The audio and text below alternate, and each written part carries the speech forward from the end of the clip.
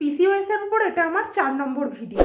PCOS নিয়ে commonly সবারই একটা যে প্রশ্ন থাকে মনের মধ্যে যে পিসিওএস এ কি বাচ্চা আসতে সমস্যা হয়, মানে ইনফার্টিলিটি বা প্রেগনেন্সি আসতে অসুবিধা হয় কি। এটা পিসিওএস এর একটা দিক হলো মেয়েদের যে ডিম্বাশয় রয়েছে সেখান থেকে ডিম্বাণুটা চট করে বেরোতে পারে না।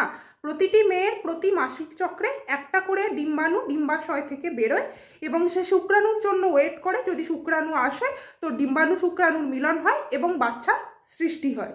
তো নর্মালি যাদের ডিম্বাণু বেরোতে পারলো না তাদের ডিম্বাণু শুক্রাণুর মিলনই বা হবে কি করে, আর বাচ্চাই বা হবে কি করে। তো অবভিয়াসলি পিসিওএস এর ক্ষেত্রে কারোর ক্ষেত্রে বাচ্চা আসতে অবশ্যই সমস্যা হয়।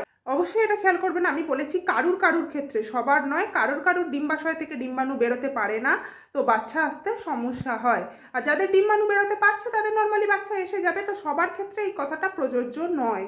তো নর্মালি যাদের ডিম্বাশয় থেকে ডিম্বাণু বেরোচ্ছে না, ইভেন আমি পিসিওএস এর ক্ষেত্রে সবসময় বলি যে আমাদের শরীরের মেটাবলিজমটা বিগড়ে গেছে, তাই এই রোগটা হয়েছে। অনেকেই পলিসিস্টিক ওভারিকে সিস্ট, টিউমার এগুলো ভেবে থাকে, তো এগুলো নয়। যাই হোক, এটা নিয়ে আমি একটা পরে ভিডিও বানাবো। তাই পিসিওএস থাকলে অবশ্যই আপনি একজন গাইনোকোলজিস্টকে দেখাবেন এবং সেও আপনাকে এই লাইফস্টাইল ঠিক করার কথাটা অবশ্যই বলবে। কারণ মেটাবলিজম যদি বিগড়ে যায় সেক্ষেত্রে আমাদের লাইফস্টাইলটাকে অবশ্যই আগে ঠিক করতে হবে, প্রপারলি ওয়ার্কআউট করতে হবে, হাঁটাচলা করতে হবে এবং আপনাকে বাইরের খাবার খাওয়া, অবশ্যই জাঙ্ক ফুড এই ধরনের খাবারগুলো খাওয়া বন্ধ করে দিতে হবে, যার ফলে আপনি নিয়মিত ঘুমাবেন এবং পরিমিত পানীয় জল পান করবেন। তাহলেই আপনার মেটাবলিজমটা ঠিক হবে এবং এই মেটাবলিজমটা যখন ঠিক হয়ে যাবে তখন আপনার এই মেটাবলিক যে রোগ অর্থাৎ পিসিওএস, ফ্যাটি লিভার এগুলো আপনার সেরে যাবে। তাই পিসিওএস এর জন্য বাচ্চা আসতে অসুবিধা হতে পারে, কিন্তু এটা সবার হয় না।